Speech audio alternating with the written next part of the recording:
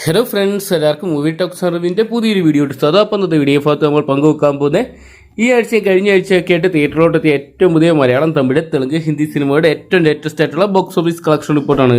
Video ആദ്യമായിട്ട് കാണുന്ന സുഹൃത്തുക്കളാണെങ്കിൽ ഏറ്റവും പുതിയ സിനിമാ വിശേഷങ്ങൾക്കായിട്ട് ഇപ്പോൾ തന്നെ ചാനൽ സബ്സ്ക്രൈബ് ചെയ്ത് നോക്കുക. മലയാളത്തിൽ നിന്ന് തമിഴിൽ നിന്നൊക്കെ ആയിട്ട് വിഷു പ്രമാണിച്ച് റിലീസ് ചെയ്ത ചിത്രങ്ങളെക്കുറിച്ച് നോക്കാം. ഒന്നാമത്തെ ചിത്രം അജിത്ത് കേന്ദ്ര കഥാപാത്രത്തിലെ ഗുഡ് ബാഡ് അംഗ്ലി എന്ന് പറയുന്ന സിനിമയായിരുന്നു. അജിത്ത്, തൃഷ, യോഗി ബാബു, അർജുൻ ദാസ് തുടങ്ങിയവരെ കേന്ദ്ര കഥാപാത്രമാക്കി ആദിക് രവിചന്ദ്രൻ അണിയിച്ചൊരുക്കിയ ചിത്രം അജിത്തിന്റെ കരിയറിലെ ഏറ്റവും വലിയ വിജയങ്ങൾ ഒന്നായിട്ട് മുന്നേറിക്കൊണ്ടിരിക്കുകയാണ്. ഇപ്പോഴത്തെ ചിത്രത്തിന്റെ 12ാം ദിവസമായിട്ടുള്ള ഇന്നലത്തെ കളക്ഷൻ റിപ്പോർട്ടുകൾ പുറത്തു വരുമ്പോൾ ചിത്രം തമിഴ്നാട് ബോക്സ് ഓഫീസിന് 2 കോടിയോളം സ്വന്തമാക്കിയപ്പോൾ വേൾഡ് വൈഡ് ബോക്സ് ഓഫീസിനായിട്ട് 4 കോടിക്ക് മുകളിൽ സ്വന്തമാക്കിയെന്നാണ് പുറത്തു വരുന്ന റിപ്പോർട്ടുകൾ. ചിത്രത്തിന്റെ 12 ദിവസത്തെ world wide box office collection റിപ്പോർട്ടുകൾ പുറത്തു വരുമ്പോൾ 225 കോടി ചിത്രം സ്വന്തമാക്കിയെന്ന് അറിയാൻ സാധിച്ചിട്ടുണ്ട്. ഇന്ത്യൻ ബോക്സ് ഓഫീസിന് 162 കോടി രൂപയോളം ചിത്രത്തിന് സ്വന്തമാക്കാൻ സാധിച്ചിട്ടുണ്ട്. അതോടൊപ്പം തന്നെ വിഷു പ്രമാണിച്ച് തിയേറ്ററിലോട്ടെത്തിയ മറ്റൊരു ചിത്രമായിരുന്നു മരണമാസം എന്ന് പറയുന്ന ബേസിൽ ജോസഫ് കേന്ദ്ര കഥാപാത്രത്തോടെത്തിയ ചിത്രം വലിയൊരു വിജയത്തിലോട്ടാണ് നീങ്ങിക്കൊണ്ടിരിക്കുന്നത്. ബേസിൽ ജോസഫ്, സുരേഷ് കൃഷ്ണ, അനിഷ്മ അനിൽകുമാർ, സിജു സണ്ണി തുടങ്ങിയവരെ കേന്ദ്ര കഥാപാത്രമാക്കി നവാഗതനായ ശിവപ്രസാദ് ആയിരുന്നു ഈ ഒരു സിനിമ അണിയിച്ചൊരുക്കിയിട്ടുണ്ടായത്.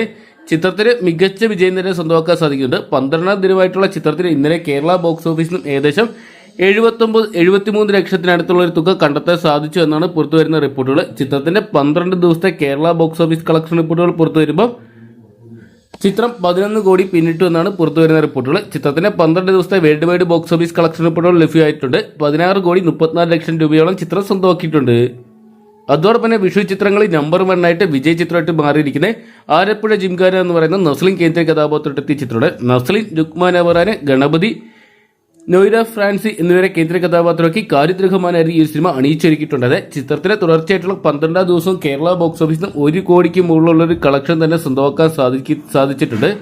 ചിത്രത്തിന്റെ ഇന്നലത്തെ കളക്ഷൻ റിപ്പോർട്ടുകൾ പുറത്തു വരുമ്പോൾ കേരള ബോക്സ് ഓഫീസിനായിട്ട് ചിത്രം സ്വന്തമാക്കിയിരിക്കുന്ന ഏകദേശം 1 കോടി 41 ലക്ഷം രൂപയാണ്. ചിത്രത്തിന്റെ ഇന്നലത്തെ world wide box office collection റിപ്പോർട്ടുകൾ ലഭ്യമാകുമ്പോൾ 1 കോടി 56 ലക്ഷം രൂപയോളമാണ്. ചിത്രത്തിന്റെ 12 ദിവസത്തെ വേൾഡ് വൈഡ് കളക്ഷൻ റിപ്പോർട്ടുകൾ ലഭ്യമായിരിക്കണം.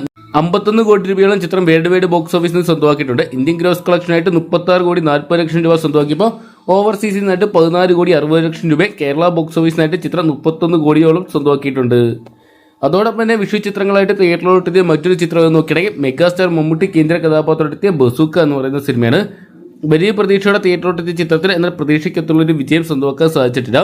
മമ്മൂട്ടി, ഗൗതം വാസുദേവമേനോൻ തുടങ്ങിയവരെ കേന്ദ്ര കഥാപാത്രമാക്കി നവാഗതനായി ഡിനോ ഡെനീസ് തിരക്കഥ എഴുതി സംവിധാനം ചെയ്ത ചിത്രമായിരുന്നു ബസൂക്ക എന്ന് പറയുന്ന സിനിമ. ചിത്രത്തിന് ഇന്നലെ കേരള ബോക്സ് ഓഫീസിന് ഏകദേശം 20 ലക്ഷം രൂപയോളം സ്വന്തമാക്കാൻ സാധിച്ചപ്പോൾ വേൾഡ് വൈഡ് ബോക്സ് ഓഫീസിനായിട്ട് 26 ലക്ഷം രൂപ ചിത്രത്തിന് സ്വന്തമാക്കാൻ സാധിച്ചിട്ടുണ്ട്. ചിത്രത്തിന്റെ 12 ദിവസത്തെ world wide box office collection റിപ്പോർട്ടുകൾ ലഭ്യമാകുമ്പോൾ ചിത്രം 26 കോടി രൂപ പിന്നിട്ടു എന്നാണ് പുറത്തുവരുന്ന റിപ്പോർട്ടുകൾ. എന്തൊക്കെയാണ് ചിത്രത്തിന് വരും ദിവസങ്ങളിൽ ബോക്സ് ഓഫീസിൽ വലിയ വിജയങ്ങൾ സ്വന്തമാക്കാൻ സാധിക്കുമെന്ന് കണ്ടു തന്നെ അറിയേണ്ടിയിരിക്കുന്നു. അതോടൊപ്പം തന്നെ വിഷുവിനൊക്കെ മുമ്പേ മാർച്ച് മാസം അവസാനം തിയേറ്ററിലോട്ടെത്തിയ ചിത്രമായിരുന്നു ലാലേട്ടൻ കേന്ദ്ര കഥാപാത്രത്തിൽ എമ്പുരാൻ എന്ന് പറയുന്ന സിനിമ. ചിത്രം വിജയകരമായിട്ടുള്ള 26ാം ദിവസം പിന്നിട്ടിരിക്കുകയാണ്.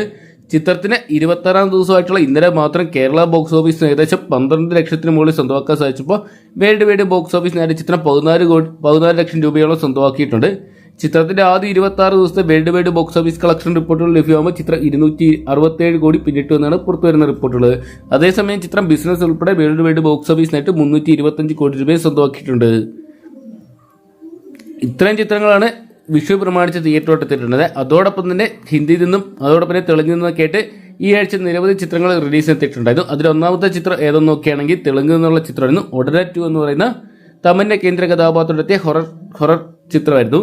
തമന്ന, മുരളി ശർമ്മ, ഹേമന്ത് പാട്ടർ തുടങ്ങിയ കേന്ദ്ര കഥാപാത്രമൊക്കെ അശോക് തേജ ഡയറക്ട് ചെയ്ത ചിത്രം 5ാം ദിനമായിട്ടുള്ള ഇന്നലെ ഇന്ത്യൻ ബോക്സ് ഓഫീസിനായിട്ട് ഏകദേശം 50 ലക്ഷത്തിന് മുകളിലുള്ള ഒരു കളക്ഷൻ മാത്രമാണ് സ്വന്തമാക്കിയിരിക്കുന്നതെന്നാണ് പുറത്തുവരുന്ന റിപ്പോർട്ടുകൾ. ചിത്രത്തിന് 5 ദിവസത്തെ world wide box office collection റിപ്പോർട്ടുകൾ പുറത്തു വരുമ്പോൾ 4 കോടി 30 ലക്ഷം രൂപയോളമാണ് ചിത്രം സ്വന്തമാക്കിയിരിക്കുന്നത്. അതോടൊപ്പം